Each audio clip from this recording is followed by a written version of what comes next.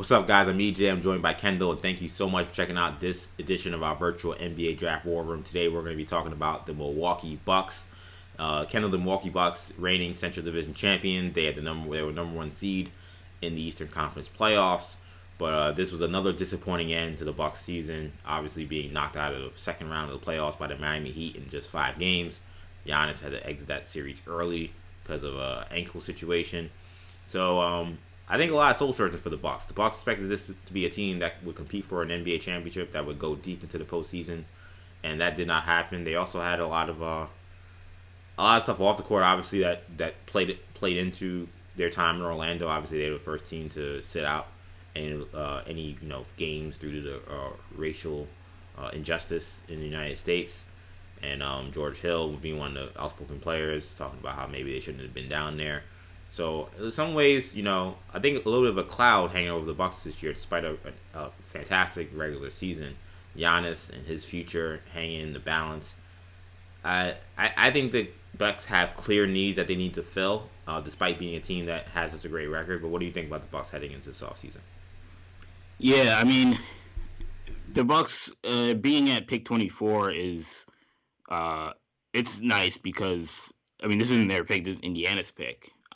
In I guess the Malcolm Brogdon signing trade, their pick went to Boston last year, and so now they're in a spot where they have a pick that really is they should be drafting at 30 because they were the best team in the league last year. Now they're drafting at 24. So 24 is an interesting spot because it's a spot where you can trade up to maybe get a guy in the top 20 if you need to, or maybe somebody slips that's projected to go in the top 20 now slips to 24, and you can be right there to snatch them up. So, bit of a unique scenario for the Milwaukee Bucks, but yeah, this is a tough draft pick because obviously, like you said, the cloud of the Giannis Antetokounmpo upcoming free agency could be a thing come draft night. Probably will be a thing come draft night. So, do you make this pick assuming that he's going to be back long term, or do you make this pick kind of assuming that you don't know what's going to happen?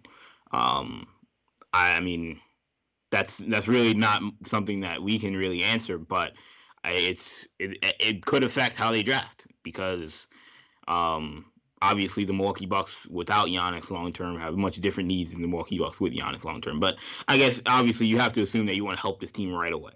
Anybody you get, you would like to be able to get somebody that can help this team right away because the championship window is right now. This is a team that could win the championship, could have won it this year, should have won it this year probably, and could certainly win it next year if given the right pieces. Yeah, no, I agree. I think that any person you're adding to this roster has to have a functional quality about them that you think will add to the potential win total for your team next season. I just don't think you can mess around. That's in the draft. That's in free agency. It's all hands on deck. Keeping Giannis Antetokounmpo in Milwaukee is priority number 1 through 58. That's all that matters, really. And they know the best way to do that is to probably win a championship. That's the best way to do it. And they definitely can't be in a situation where they get knocked out early in the playoffs next season, because then that's when things will get really dicey for them. Giannis had some interesting social media activity prior to his meeting with the front office. That front meeting seemed to go okay. They seem to have a clear vision of what they want to do. Me and Kendall will have some ideas of what they should do in the draft. So let's get right to it. So the Milwaukee Bucks, Kendall, finished with a record of 56-17. Again, that was by far the best record in the Eastern Conference. But again, that season was ended with a early exit to the Miami Heat in the second round. They have only one pick. That is pick number 24. For team needs, Kendall, this to me is very obvious and very simple. They need floor generals, or at least one floor general. They need somebody on the court who, when things like in the postseason get really tight and really tense, can ensure that they can get a good shot. I don't want to kill Coach Bud. Budenholzer is an outstanding NBA coach. He's an outstanding offensive coach. But I feel like what we've seen in the last 2 years in the postseason, that when teams know what they like to do, which is a lot of 5-out and a lot of Giannis kind of orchestrating everything and going ISO, or we're looking for matchups for him to exploit in one-on-one straight line drives, it gets very predictable. And I think teams were able to load up on them and make things difficult for them offensively. They can't just rely on Giannis to just carry them on every offensive possession the way they're asking them to. They need to have a point guard who they have confidence in, who they could put in the pick and roll action with Giannis or in two-man action with Giannis to get him good shots. It can't be Giannis always trying to create his own shot. He's an unbelievable player, an outstanding offensive player, but again, when the NBA defenses in the postseason are that good, what they're doing is not going to cut it. So I think getting a floor general guy who can get Giannis some easy baskets is going to be crucial. Not just Giannis, all the guys in that team. Lopez, Middleton, all those guys would benefit from a pass-first point guard. They also need shot creators. Again, Middleton and Giannis, really the only guys, maybe with the exception of Bledsoe, you want to throw him in there, who really can create their own shot. A lot of the other guys do need the offense to kind of work for them to get off, whether it's DiVincenzo, whether it's Lopez. They're going to need a couple other guys who, when things aren't going well, they can create for themselves. So I think shot creation is going to be important. And I also think versatility at the 5. I think that they're kind of slow at that position. You know, you got the Lopez brothers. You know, they're a lot of fun, and Brooke has turned into an outstanding 3-point shooter. But I think they could use a different look at that position when they don't put Giannis as the 5, spelling those guys. If they can get maybe another younger athletic guy to come in, or just someone that gives them a little more versatility than I think what Brooke and Robin gives them right now. Well, who knows if Robin is even on the team next year. Likely that will be the situation, which we'll get to in a second. But I think they could probably use another 5-man that maybe has a little more of a versatile skill set for them to use. Free agents, we got Robin Lopez, as I just mentioned. Has a player option this year. I think it's about $5 million, if I remember correctly. I expect him to probably pick that up. I don't think he's going to get more on that in the open market, and he'll get to play with his brother another season. Wesley Matthews, also a player option. He's starting to get long in the tooth, though he's still an excellent defensive player. Kyle Korver's a free agent. Pat Connaughton's a free agent.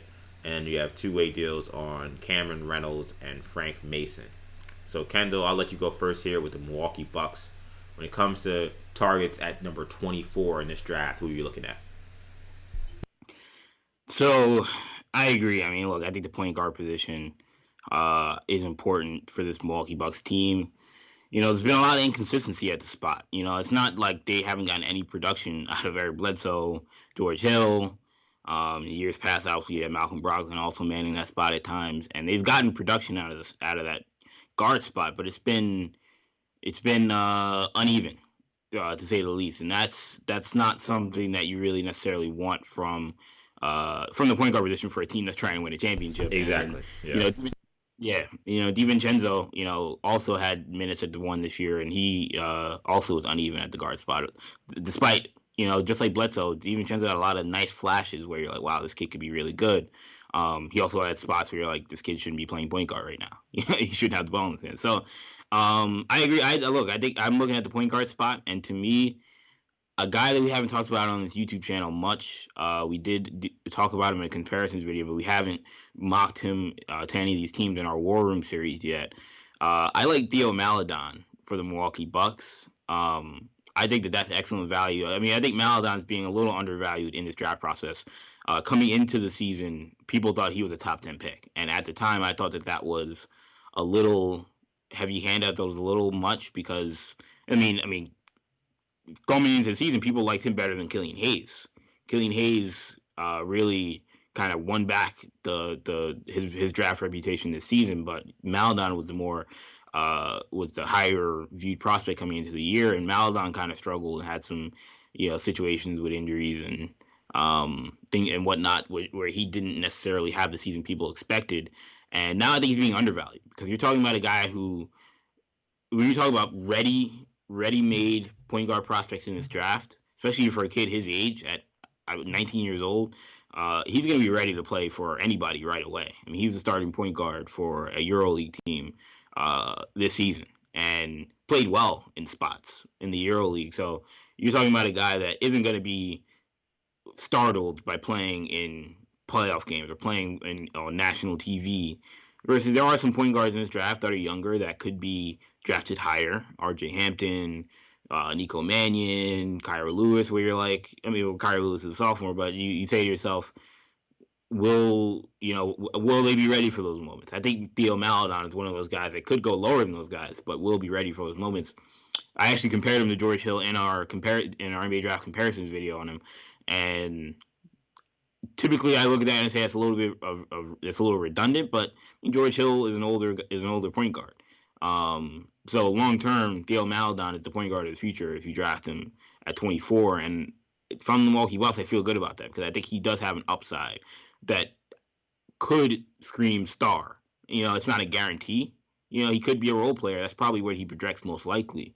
But there is a flash of Theo Maledon, and you're like, could this guy be like a bigger, not as quick, but very solid Tony Parker-ish type of point guard? And that's something that intrigues me. So Theo Maledon is a guy that I'm heavily targeting if I'm the Milwaukee Bucks. And there's some other teams in the Western Conference that we'll talk about later that I think also would be a great fit for Maledon. But the Milwaukee Bucks, I think, are the team, and he's the main guy that I'm looking at. Yeah, Maledon's a player I thought about with the Bucks as well. I agree. I think that he would be a really good fit. He definitely fits the floor general kind of mold that I think this team desperately needs. I don't know if he's going to be at 24. That was what... It's not a guarantee. Yeah, that's what left him off my targets list for me. Not because he's not a great fit. I'm just like... And I agree. I think he is slipping more than he probably should. I think that scouts are starting... And I don't know. I mean, we're saying scouts, but maybe it's just media people. But it seems like it seems like the momentum is moving towards Kyra Lewis as a player that's rising at that point guard position. Like Kyra would not have been ahead of Maledon 3 months ago. 3 months ago, right? Exactly. I think him and Cole Anthony was probably more of a wash. Now I think Cole probably leans a little bit ahead of him right now. Yeah. So and Hampton probably leans ahead of him. Right, Hampton probably leans ahead of him, and that also I don't think would have been the case. So. Yeah, Maledon, I don't know what's happened. Nothing really has changed much since 3 months ago because there hasn't a lot of sports played. But those other guys seem to be getting a lot more love. It could just be us guys in the media chatting about these other guys, and not really talking about the guy from Europe who's not Killian Hayes, who everyone knows. But I agree. I think he'd be a good fit. I don't think NBA teams are sleeping on him. I think there's a chance he does go ahead of the Bucks at fit 24. I'm going to name... I'm going to name two guys who we have not talked about at all on this YouTube channel. So brace yourself, fans. You guys are going to enjoy this. So number one target I have for the Bucks, Malachi Flynn. Point guard, San Diego State junior. 24 might be a little high. You might want to trade down a little bit in the first round. There's a chance he could go second round. But Flynn, I think, is a perfect fit for the Milwaukee Bucks. I think he's literally exactly the kind of point guard they need. Flynn is great in pick and roll. Flynn is an excellent shooter off the dribble. So playing in that 5-out style offense, he'll have no problems firing away. He's a leader. He's not afraid of the big moment and the big shots, and we've seen with the Milwaukee Bucks and the kind of games that they play. Whoever comes in is going to need to be a guy who's not afraid to take big shots and make big plays. And I just think his mentality is the Milwaukee Bucks. I mean, they were killing teams last year, but I just think they still need a little dog on that team. You know what I'm saying? Like, I don't know what it is, but I just felt like they faced the goon squad, so to speak, with the Heat, and I didn't really see them match the swagger and the toughness that the Heat were presenting them. And it's kind of easy to front run on teams when you got the second best player in the world, and you got a great system and a great home court advantage, and you're blowing teams out and you're playing the right way. But when it gets to the playoffs, you need some guys that I think you want foxhole guys, so to speak. They got some. I think DiVincenzo is one of those guys. I think Giannis is clearly one of those guys. I think Middleton is one of those guys. I think we saw that with how he played in that Game 4 when they could have got swept. And we've seen that, I think, in multiple times throughout his career, even though sometimes his play has been uneven in big games.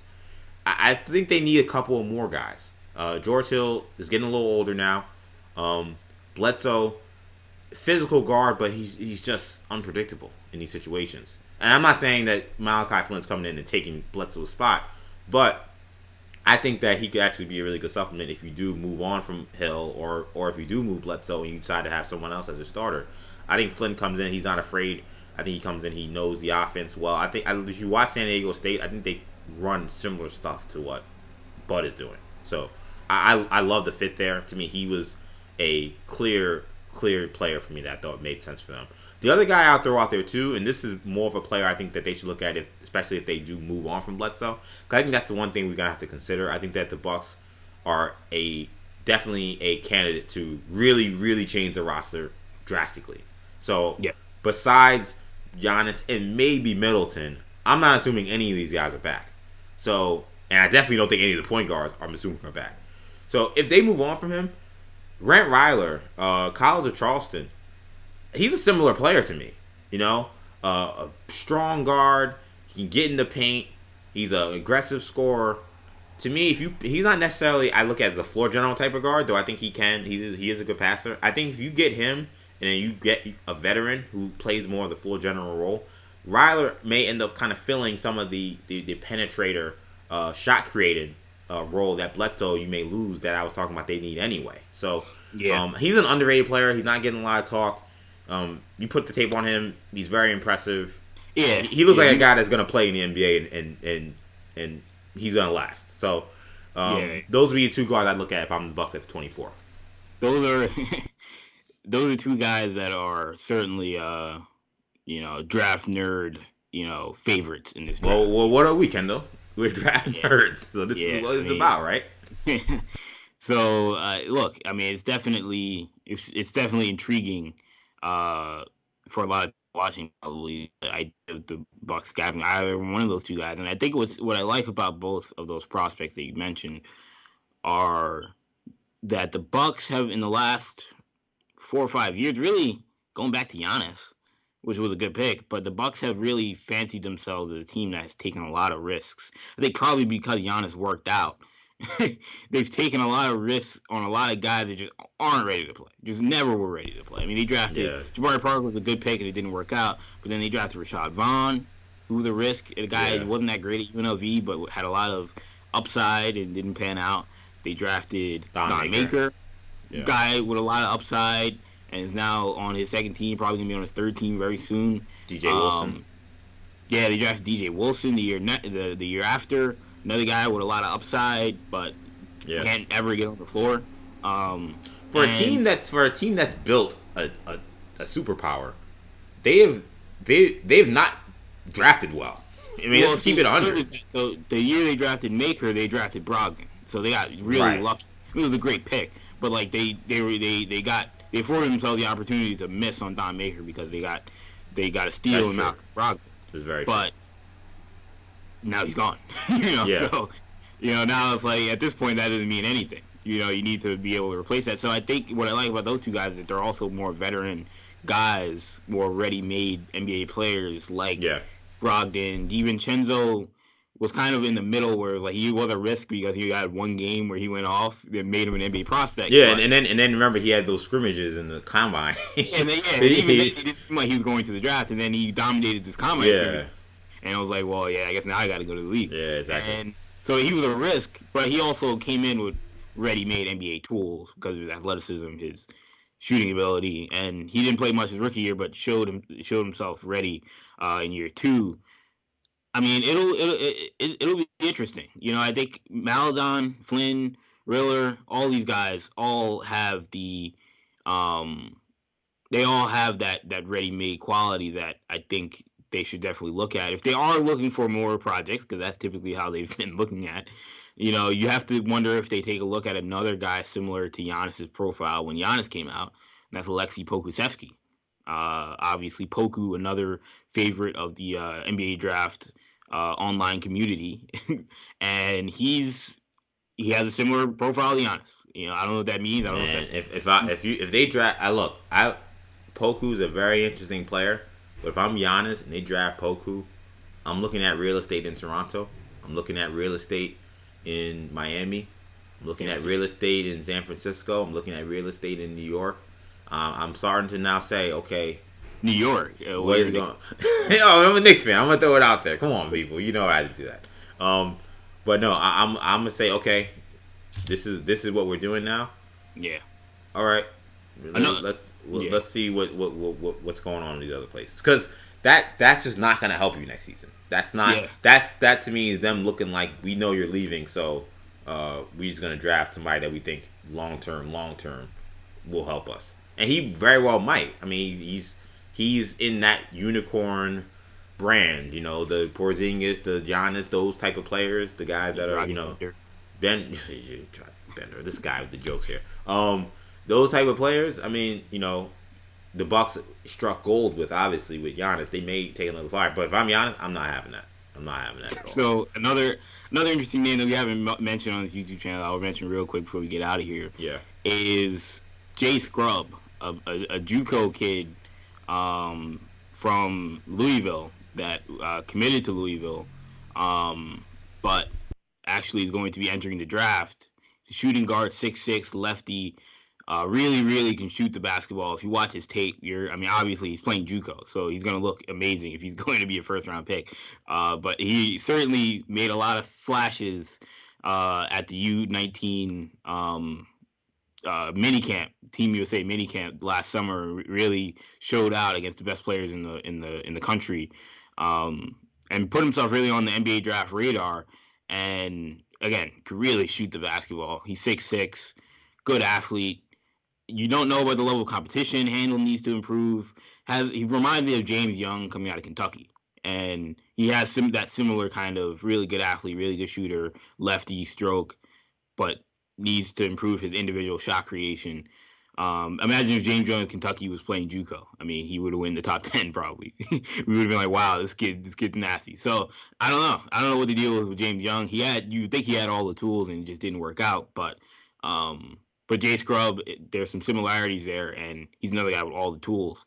Especially if you don't know what happens with Middleton long term, and you don't know what happens with Giannis. But you also want to, if you say to yourself, we're going to run it back, but we need more shooting around Giannis, more spacing, Jay Scrubb will be a guy that can certainly provide you that.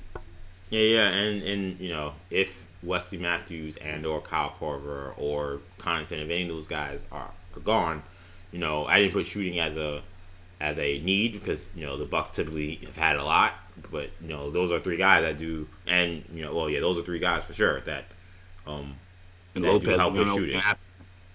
Right. So so if they do look at shooting, that is a route they could go. What do you guys think the Milwaukee Bucks should do in this upcoming NBA draft? Make sure you guys leave a comment. Let us know what you guys think the Bucks should do. Do you agree? Do you think point guard is the way to go, or do they look for shooting, or do they go big to get them more depth at that position? Leave a comment. Let us know what you guys think. Of course, if you like this video, please give us a like on this video. And make sure you subscribe to this channel, New Generation Media. This wraps up the entire Eastern Conference. Wow, that was a lot, but it was a lot of fun. And we're going out west, so just keep it locked here. We'll have more videos coming up. We're doing this all the way up until the NBA draft in November. So this has been already a lot of fun, and we're going to keep it going. Thank you guys for checking us out. For Kendall, I'm EJ. Take it easy, guys. Peace.